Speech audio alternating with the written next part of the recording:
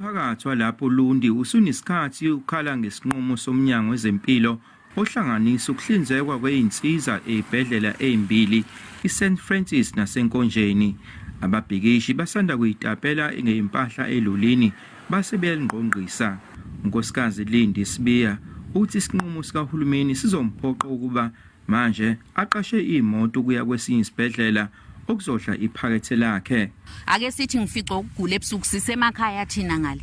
Ngicela undodana abese eze ongelekelela ngemoto. Ngiyofika nini eNkonjeni noma ngishawe inyoka. Inyunyane nazo ehambisana nomphakathi zithi njengamanje St Francis intulu ukuhlinzeka ngosizo lwezempilo njengoba iguli ibuyiselwa emuva.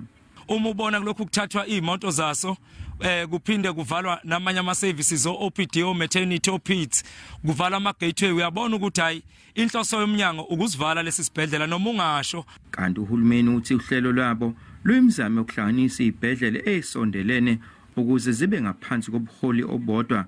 Hayi ukuthi isibhedlela siyasivala sisenza icomplex ezoba nemanagement eyodwa one CEO managing ama facilities obambi. Amalungu omphakathi anxusa uhulumeni ukuba asibuyekeze lesinqumo sokuhlanganiswa kwalezi ibhedlela.